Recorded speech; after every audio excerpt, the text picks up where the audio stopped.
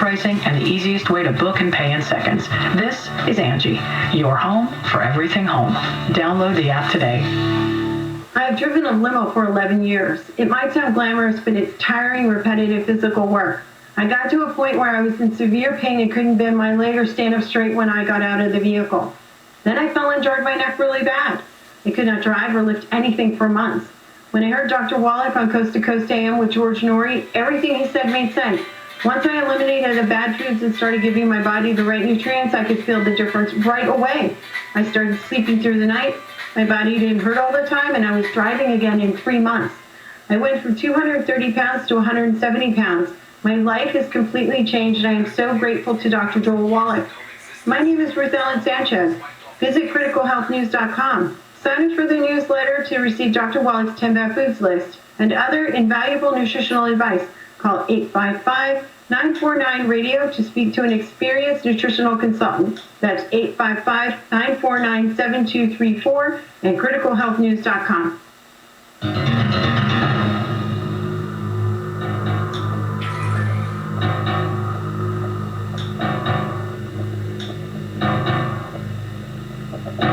And welcome back to Coast. George Norrie back with you. Sandra Champlain with us as we talk about the afterlife and grieving. And you had mentioned spirit artists. What are they, Sandra? Well, George, they're an artist, but they're also a medium. So, for instance, after my dad died, there was a medium in Massachusetts, Reverend Rita Berkowitz, Reverend for the Spiritualist Church. I believe she's retired now, but even though I believed in the afterlife, I wanted to talk to somebody. This woman knew nothing about me. It was before I had my book, and I went to see her, and she had a notebook there, a big notebook, not lined, and she had different chalks.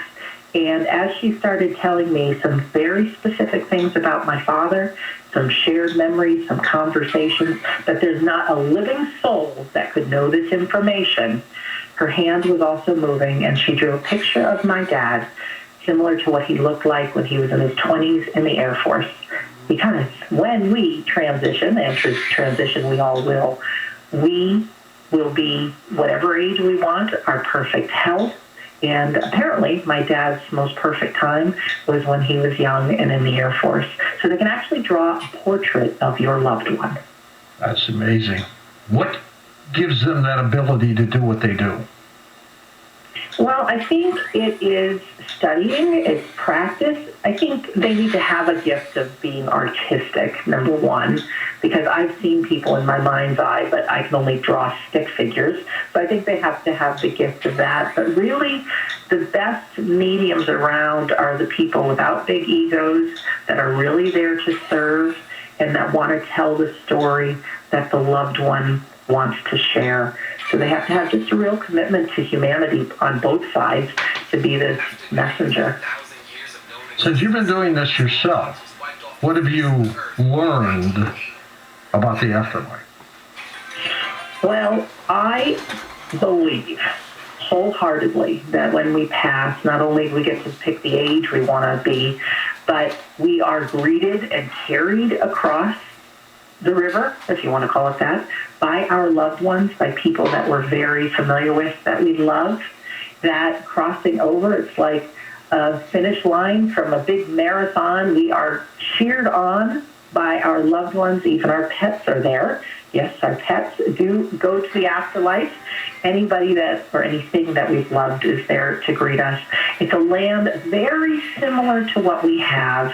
Maybe not the bugs, and maybe not the pain. I believe it's a great place, really, where we communicate with others, with our thoughts, with our emotions, with our feelings, and we are real living people. We don't become balls of energy. We are still us. We still have our personalities. We are wiser, but I don't think we have all the knowledge in the universe. They say that it's a state of familiarity that we go to. So it's not someplace that is like a whole different planet. I mean, we're very comfortable when we get there. We don't need to go through healing or anything. We are whole, complete. We can learn. We can go to the halls of knowledge and learn how to communicate with others. Or if there was a time period in life we'd always like to learn about, we can learn about something that happened in the past. And it's virtual, so you can think it and be there. Sandra, why does it seem that those who have passed on can visit us in our dream state? I believe, George, it's because our mind is quiet. And again, with the best mediums and the training that I've had, we human beings live in a very busy mind. We're always thinking about the past, the future, what's going on. Very, very few times do we pay attention to our own breath and be in the present moment. So in our dreams, we are relaxed. And a lot of people have visitations in their dreams, also just when they wake up in the morning or just before they fall asleep at night. In fact, a couple of years ago, I was talking to my dad and trying to take my own advice, the things I tell people that they can do to be in touch with their loved ones. And I said, Dad, just give me a sign. And I didn't know what I was asking for, but it was just before I fell asleep, George. And it was like a slideshow was put into my mind of different times that I had spent with my dad, different things that we had done together. He taught me to fly airplanes, and then we'd go for an ice cream. And these are memories that it would really take something for my awake brain to start, taking a walk down memory lane. But all of a sudden, the slideshow appeared of all these shared memories, and I knew that was my dad. And my mind was relaxed, and that's the way it is to quiet our mind. What percent of the people, Sandra, do you think still do not believe in the other side? I think it's a very small percent, George. I think most people do believe. I just don't think we put it on loudspeaker, because a lot of people that do believe that we've seen out there can be a little bit crazy, so nobody wants to think that, have people think that they're one of the crazies. But I actually only think it's maybe 5 to 10% of the people that don't believe. And even some of the... That's pretty low, too. That don't believe, they believe in something. Because it doesn't take much through science to realize that we are so much more than what we think we are. You talk about believe in something. You talk about truth passing through 3 stages. What are they? Well, I talk about 3 different stages of fears that we human beings have. People are ridiculed and stuff like that. Yeah, people have a fear of being alone. They have a fear of failure, and they have a fear of death. And those are the 3 main ones that we all share. And the good news is, when we can believe in the afterlife and trust that it's there. And it's hard. It really is, because we have this negative mind that wants to say, it's not real, not true. But that's also the mind that will tell us some negative things. When we look in the mirror, we can't believe our mind. But when we really embrace that we don't die, that we are more, we don't have to fear being alone, because all around us we have this invisible cheering committee, cheerleaders of our loved ones and our guides that are helping us and cheering us on. But it's us that has to take action and make decisions and things like that. We can never fail, ultimately, because even though we think we might fail on earth, it's really growth and learning for our soul. And we don't have to fear death, because even if you don't believe it right now, I know after 25 years of researching this, that when we take our final breath here, close our eyes, we're going to simply open them again and be surrounded by our loved ones. You're not afraid of dying anymore, are you? I'm not. I'm afraid of how I'm going to get there, because there's some suffering and things like that. Yeah, you want it to be easy. Oh, I do. Probably in one sleep. That would be the best way, don't you think? I think so. Yeah. When you go, tell me what you think the procedure is, the process. I mean, is it like a dream? Are you in a fog? What's it like? I don't think it's a fog. In fact, the people that have had near-death experiences say it is extremely vivid. You know when you're dreaming, George, and you wake up and you're back here and it's real and, okay, that was just a dream. Well, people have had near-death experiences describe crossing over as real, if not more real, than what we're experiencing right now. In fact, even if they had a near-death experience when they were 7 years old and they're now 90, they experience it like it was yesterday. So it's extremely vivid. It's extremely real. People have an experience of love that they cannot put into words. In fact, they often report that there's colors that they can't describe because we only know the color spectrum we have, and there's music that they can't describe. But this feeling of love, this feeling of relief that they're with people that they know, and we still have our sense of humor, all that is still very real. So there's nothing vague about it. There's nothing that's like hallucinogenic, and even people that were really drugged up on things, when they say they've crossed and that they've come back, they can remember absolutely everything and very, very clear. And I also find it very interesting with the near-death experiences, the research of Ken Ring, who would research people who were blind in life. And when they crossed over, they could see, and very detailed of what they saw, and those things really happened. Do you think technology is going to make it easy to contact the other side? I do. I remember when we first got our cell phones, and they first came out, these big clunky things, and then now they're in everybody's hand, and you can get any bit of information. It's all right there.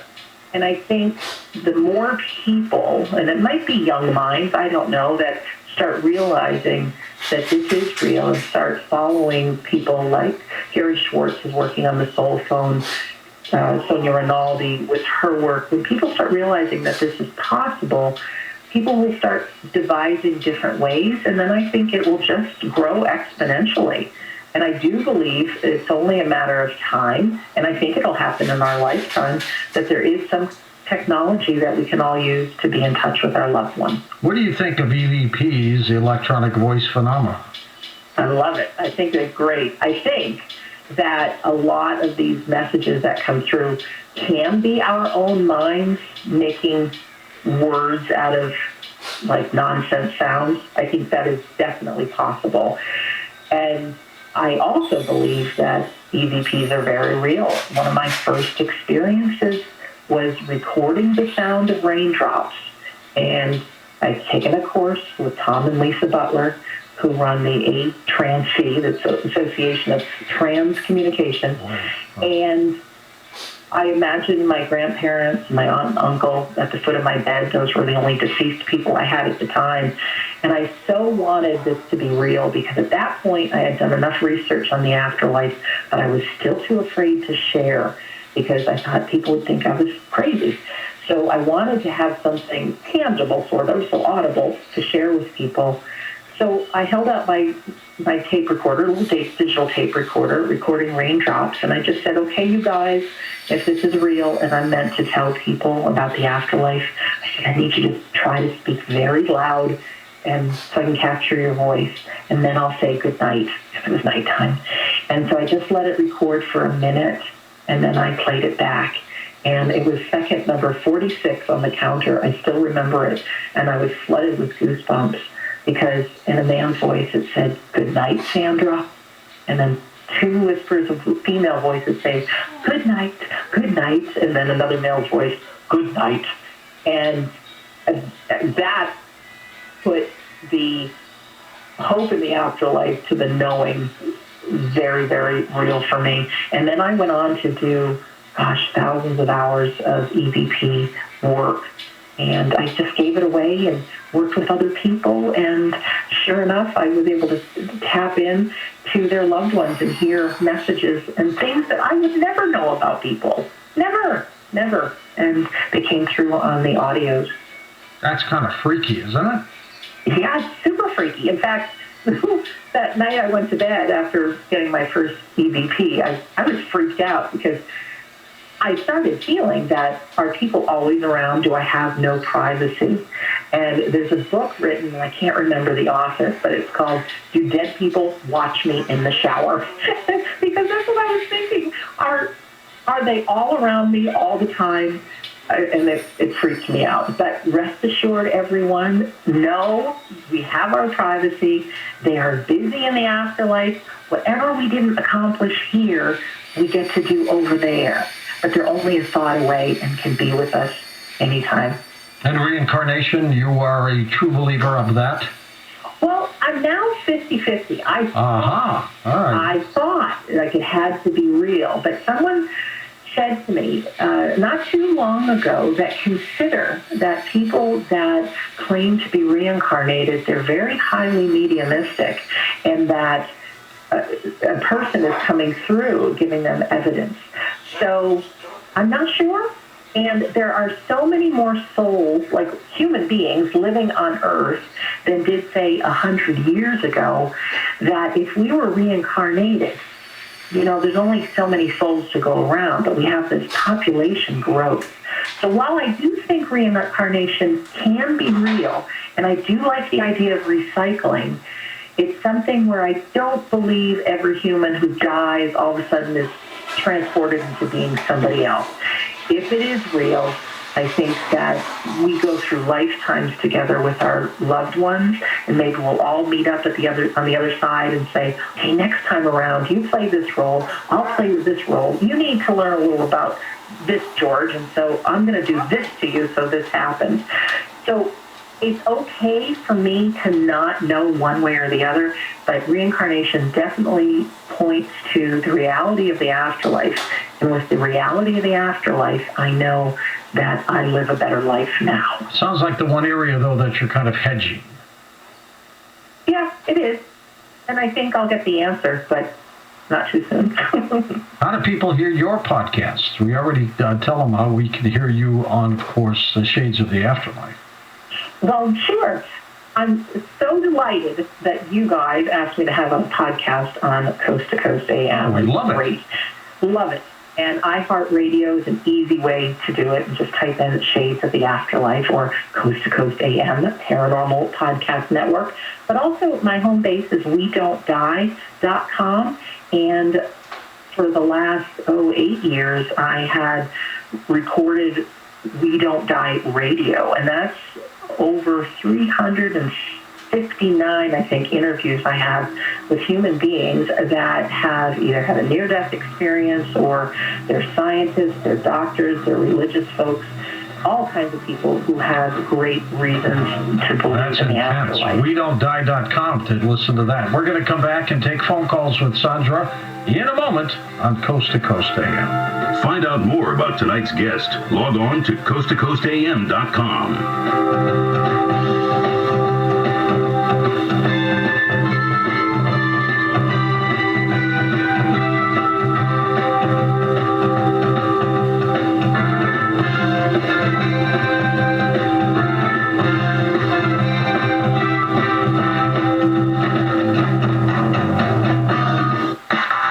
I have a sign in my office. Is Diet Pepsi okay? And the answer is Monopoly money okay? Bill Handle. Mornings from 6 to 10 on KFI.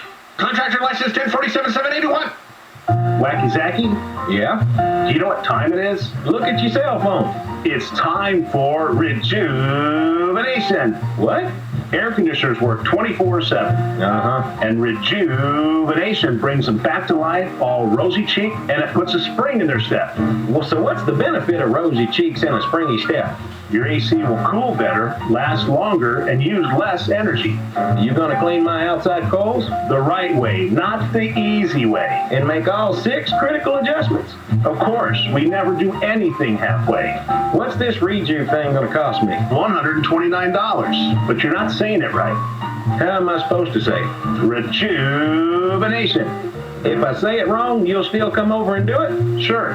GOETTL. But it would be better if you said it right. We do things well, but Kenny's crazy as, well. If you or your family have been financially impacted by COVID-19, this pandemic is not your fault, and new California laws have been passed to help. That's right. If you've fallen behind on your mortgage or run up credit card or business debt, please listen carefully. Our friends at Oak Tree Law know every letter of the new laws, and just listen to these real examples of how they've helped our listeners. A nurse from Torrance had her hours cut due to COVID-19. She was hit with medical issues of her own, racked up $160,000 in debt, and fell behind on her mortgage. With this new law, she was able to get current on her mortgage and eliminate the bad debt. Here's a story about a real estate agent and her husband in Pasadena. Their income stopped when the pandemic hit. Their second mortgage was threatening to foreclose, and they had $75,000 in credit card and business debt. This new law allowed them to protect their home and eliminate the debt. This pandemic has affected us all, but there is life-changing help available with one absolutely free call to Oak Tree Law. 800-542-2949, 800-542-2949, or visit oaktreelaw.com. Masks off, everybody. Ew, except for that guy. KFI AM 640 Los Angeles, Orange County. And KOST HD2. It's 5 a.m. What did you miss? It's time for Wake Up Call with Jennifer Jones-Lee.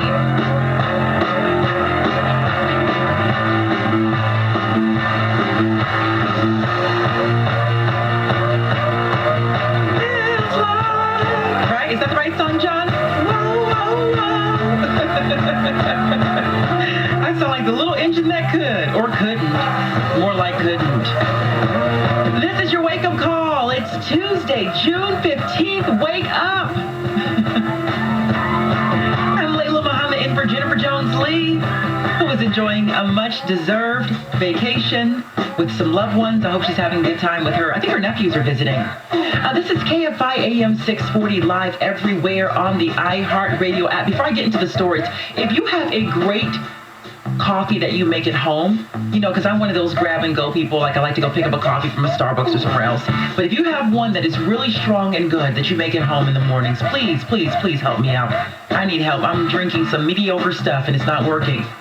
So you can hit me up on Twitter at Layla Muhammad or Instagram at Layla Muhammad TV. Spell it, figure it out. You'll figure it out, but find me. We are following several stories this morning. One being, today's the day. It's June 15th. California fully reopening, right? Dropping those COVID-19 mask mandates, mostly, and capacity limits. Speaking of masks, this is a bizarre story out of Georgia. A deadly mask confrontation. A grocery store worker has been shot and killed during an argument over a mask. And the heat wave is a big talker today. The National Weather Service has issued excessive heat warnings starting this morning. Officials saying the hot, dry conditions could put a strain on the power grid and, of course, cause some brush fires to spread quickly. At 5:05, coming up shortly, we're looking ahead to the Biden-Putin summit. President Biden is gearing up for his next big meeting in Geneva tomorrow, sitting down with Russian President Vladimir Putin. So we're talking with ABC's Karen Travers coming up about what we can expect from that meeting. But right now, let me sip my coffee real quick. Stand by. All right. I apologize. I'm a hot mess this morning. Okay, let's start with some of the stories coming out of the KFI 24-hour newsroom. A brush fire near Lake Casitas in Ventura County has burned about 150 acres. Ventura County Fire Department says the fire started yesterday afternoon. There were some evacuations, but it says those evacuation orders were lifted last night. Most of California's COVID-19 restrictions have been lifted as of this morning, but Governor Newsom says the virus is still active and unvaccinated people will still need to wear masks. The state's blueprint for a safer economy was ditched at midnight, well, actually 12:01. Meaning people don't have to social distance anymore, and there are no more capacity limits at businesses and public gatherings, but everyone will still need to mask up on trains, buses, and planes. Governor Newsom has signaled an end to workplace mask rules this week. The Cal OSHA board is expected to ease rules on Thursday to give vaccinated workers the option of ditching the mask, but procedure will delay the actual change to the rule by 10 days. Businesses will have a lot of freedom and choice as it relates to the masking. And the expectation is that Newsom will issue an executive order to enact the rule change immediately, and for unvaccinated workers, the state is going to provide those masks, large quantity of those masks. Until Thursday, businesses are bound by the Cal OSHA rules in place which mandate distancing and mask wearing. Chris Ancarlo, KFI KFI News. The Dodgers are expecting a capacity crowd for the game tonight against the Phillies. It will be the first time since 2019 that the stadium will be full as the state lifts COVID-19 restrictions. Stadium workers will still wear face coverings, and fans who are not vaccinated will need to as well when they are inside the stores and restaurants.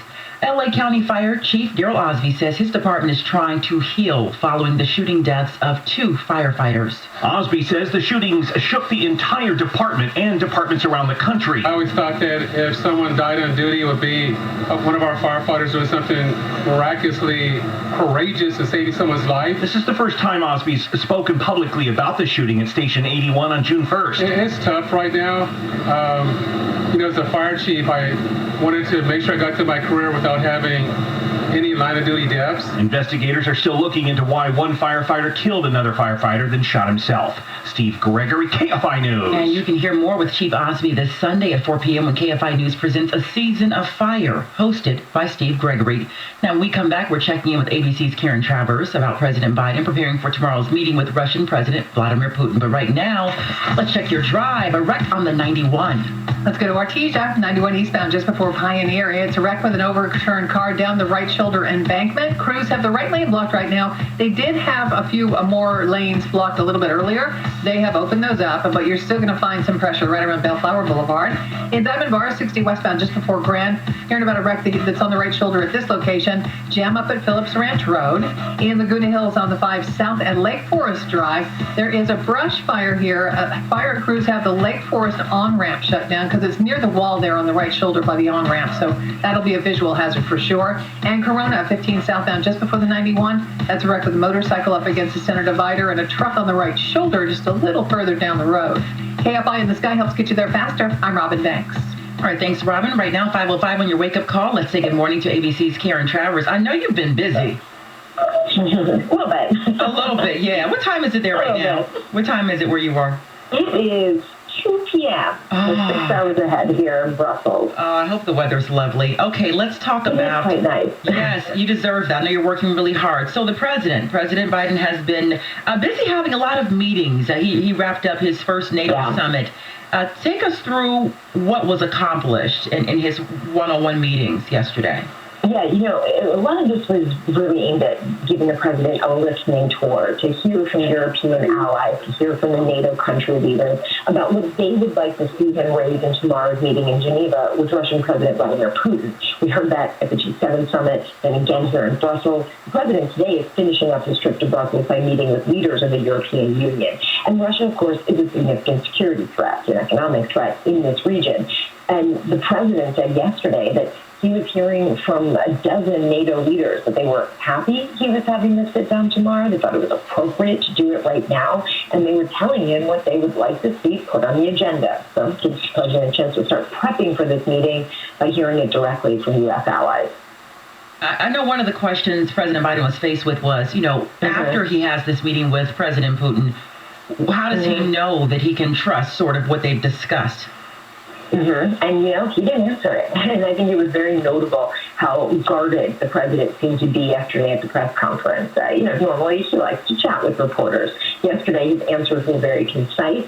He certainly seemed to not want to give away any of the playbook, any of the strategy ahead of tomorrow's summit. He said he will talk about all of this after he has that meeting, and he will have a press conference following it. And I think there's going to be a lot of things to ask him about. Yeah, I think we're all waiting to see what happens. Let's touch on a little bit of what happened yesterday as well. China, also a big target from world leaders. What were they mostly focused on when it comes to China? Yeah, this is the first time that we saw the NATO allies name China as a new security threat, calling out Beijing's assertive behavior. The president is lumping China in with Russia, saying that both countries are trying to drive a wedge in the transatlantic solidarity. Now, this morning to China comes the president who's been trying to get countries allies with the United States to speak with one voice when it comes to China's trade practices, its military aggression in the Pacific, and also its human rights record. I think it is notable, though, to see that some European countries, they do significant trade with China. So they've been advocating for a more moderate, middle-of-the-road approach, while the Biden administration is pushing for a much more hard line. And so today, as the president meets with other world leaders, the EU-US summit, what is he expected to focus on today? Well, today we were... what did you focus on? Yeah, you're ahead of us. I'm sorry. I keep forgetting. The president's in meetings right now, and we haven't really heard a lot from him just yet. One thing, though, that they did announce a little bit earlier today was, I'm trying to find my notes here, there's an agreement between the United States and the EU over subsidies provided to Airbus and Boeing. It's been like a 17-year standoff about tariffs and trade issues. The president is looking at, we've had something tangible to walk away from, and this is the headline here so far today. But the rest of the day for the president, it's really prepping. He gets to Geneva, he'll have a courtesy meeting with the Swiss president, but otherwise he's going to be huddled with senior aides to go over the details and fine-tune that messaging strategy ahead of tomorrow. And before I let you go, Karen, what has been the overall reception as you're watching President Biden meet with these world leaders? Sort of, because you've been on politics for a long time. What have you noticed with this administration when you're watching him interact with world leaders? We certainly keep hearing from world leaders that the president's message of America is back is resonating. You know, I was in the meeting the president had with Emmanuel Macron, the French president of the G7, over the weekend. And I asked President Macron if he believed that America was back, because that's something the president keeps saying at every stop. And he said, definitely. He said it was good to have the United States president back in the club, as he put it. There's certainly, I think you feel a little bit of the relief that the president is coming with a more traditional approach to these summits, very different from his predecessor, because President Trump came here to shake things up, threatened to leave the NATO alliance, called NATO obsolete. This message today and yesterday from President Biden has been much more affirming the U.S. commitment to NATO. ABC's Karen Travers, thank you for joining us as always, and enjoy that weather. Thanks, have a good day. You too.